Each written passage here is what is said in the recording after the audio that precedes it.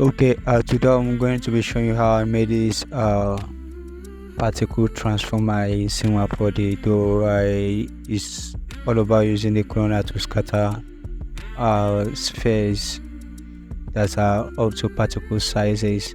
So this is like really heavy right now. So welcome to Cinema 4D. If you know Cinema 4D, you know Cinema 4D interface. So but right now I'm going to take you through on how I did this. Okay. So first I brought in a sphere, okay, and I made the sphere the radius of 0.35 centimeter, okay, to make it really small, okay. So if I should solo this right now, you won't be seeing it. So this is right here, really small, okay. So sorry, my viewport is lagging. The solo button is supposed to work, so but it's just gonna take time to load. Okay, so I fixed it into a cloner and I made a cube child of this cloner, right? So I scattered this sphere onto the cube, so and I used the total count of, as you can see here, I used total count of 40,000. okay, so I used the total count of 40,000. So after I did that, you're going to see the cube at the beginning of the animation over here. Like if I should move this, so this the cube transforming.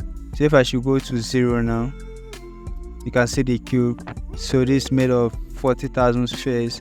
So I sent it to multi-instance in order to compensate, make it a little bit lighter with my machine. So after that, I just have to like turn off the cube from the render and also from the viewport, so you can't be seeing the cube, but you're seeing the clone spheres that was used and is now representing the cube. I picked this up in Sketchfab for free, okay, yeah, so I picked it up for free. So this is very dense. I did a little bit job on it. If you can watch, it's no longer the name of the OBJ, so it is volume mesher. So I have to mesh this, I have to put up the volume and I have to mesh it, and I also have to do polygon reduction and still convert it back to geometry. I just wanted to reduce the heaviness and also at a long run reduce the count. So and I'll be doing a short tutorial on this. Okay, so I since sphere the same radius, which is 35 centimeter, 0.35 centimeter, and I cloned it onto this transformer you're seeing here. Okay, let me turn it up to make our scene lighter. So after I did that, we're not having this. Okay, so now we are using the total count of 30,000 spheres on this geometry, and this is giving us our setting it to multi-instance. So in your own machine, your laptop or whatever kind of tech you are using, so you can crank this up to give you more details, but this how high mine can go. Okay, so this is the fun part, because if I should click here in between the middle, you will see something. You see a switch from a cube. This is switching into this transformer right here. Okay, this transformer model right here. So and this can be the only work of inheritance effector, so to switch a model from one state to another. So we added inheritance effector from this place.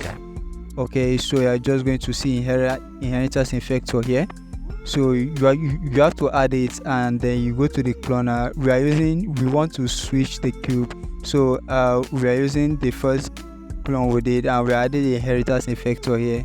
So this will switch this thing from these clones from the cube state to the transformer state.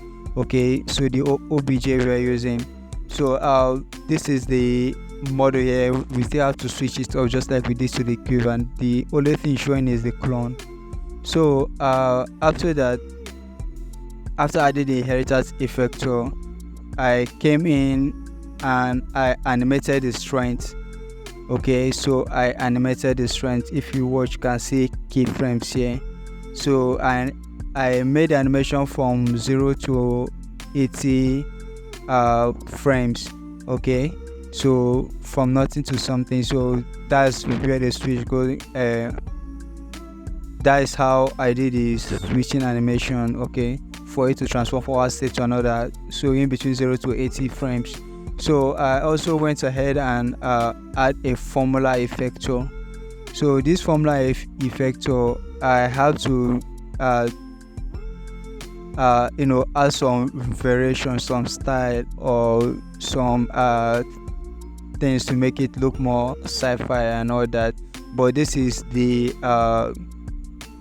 code used for this formula.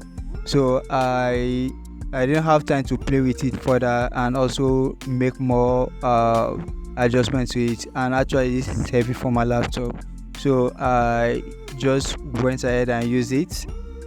What this formula effector is doing is, at this point, it is on 0%. But if this is where the keyframe started, so if I should move it now, you will see the switching. Okay, you see the particle drawing to the position of the transformer. Okay, so if you are using the inheritance effector alone, it should be transforming, but this time we are using the formula effector to aid it. Then it is switching to that position at 60 frames. You can see that very clear. So now, as the inheritance effector is retaining the state of the transformer OBJ, this formula effector is helping us to create a bridge between that. So before the transformation, so it's delaying the time. Okay, so a little bit, and also adding a variation to it. So this is what I used to break it up. So though in Houdini I would have explained how this thing works, but I'm not used to Cinema 4D code language. But I believe this is sine making waves. So and this is time and all that, and this should be at 360 degrees. So maybe I'll take my time to study it, then I'll teach on that. But so this is what I did to create the breakdown. Okay, so I'm going to show you in Houdini, sorry, not Houdini, I'm going to show you After Effects, how I went about modifying this thing and adding it to a hologram. And I bet you you are going to love it and see how beautiful it became. So the point of this tutorial is to teach you how to use simple things like this to create interesting holograms or sci-fi kind of stuff. So I'm going to show you how I modify it in After Effects. Welcome to After Effects. I'm just going to show you things I did here quickly without wasting much of our time. Okay, so this is the final thing I did, and here in After Effects I brought in first of all, I brought in a stock footage from Storyblog, and this is how it was looking. Okay, it's a sci-fi hologram kind of sci-fi stock footage. So I brought it in. Then after that, I brought in this rendered file from our Cinema 4D work we did. So the best thing I did was go here, interpret footage, and you can click Ctrl or G to do that. So I have to loop it 5 times. So this animation I have to repeat itself 5 times. So that is exactly what I did, because the animation wasn't long enough. Okay, So if you watch our comp, this is just not even up to 30 seconds. Okay, so it's now up to 30 seconds footage. We're just having 11 seconds right here. So after that, I did something to make it to look like this, because actually it wasn't looking this way. So I have to add a tritone. Okay, so this is how it was looking when I brought it from After Effects, from Cinema 4D. It was looking plain white this way. So I have to add tritone to give us a tricolor kind of vibes. Okay, now we're having shadow, which is black. We're having midtones, which I set to this kind of blue, and we're having this color as the highlight. Okay, so and I didn't do blend with the original because there was no need for that. So the next thing I added is holometrics.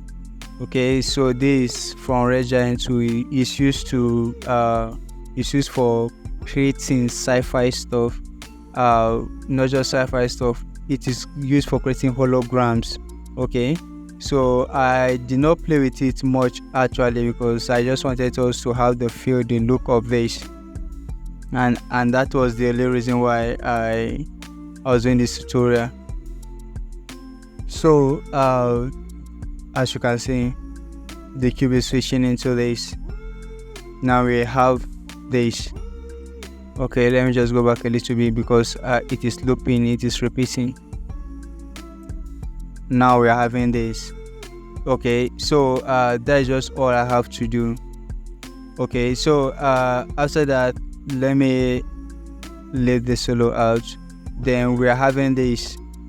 Okay, so after doing all that, we are having this. Now it's just sitting there, right? It's just sitting there. It's not blending with the background, it's not doing anything, but at least we're having this kind of hologram look to it. So the next thing I did quickly was to blend it with a quick color grade. Okay, and the best tool to use is Lux. Okay, so I used Lux and I added this color grade, and boom, this is what we have, and everything is just looking nice. So now you can see that. Okay, so and see how it's playing out well. So you can modify this on your own. You can do different things in Cinema 4D using different effectors, and you play with these clones and you play with them perfectly, where I show you come out with a more sophisticated kind of animation. But doing these little things like this, you can integrate them in a bigger part of animation, and it's all going to make sense at the end. So that is just it, guys. That's how I did this little cube transforming into a transformer using Cinema 4D. I use After Effects to finish the work. Okay, so please like, share, subscribe. If you have any question, down in the comment below, I'm going to answer you. In my previous video, I said I'm going to tell you guys how I did a lot of effects that I had on my short sci-fi movie, which is Clash of Power. So I'm going to explain that to you guys more. Okay, so please don't forget to like, share, subscribe. It's all helping this channel. We're just starting. I'm going to be giving you awesome tutorials, and for beginner, intermediate, and professional. I don't know what the whole software in the professional mode, but I know some. So please see you next time in my next video. Bye.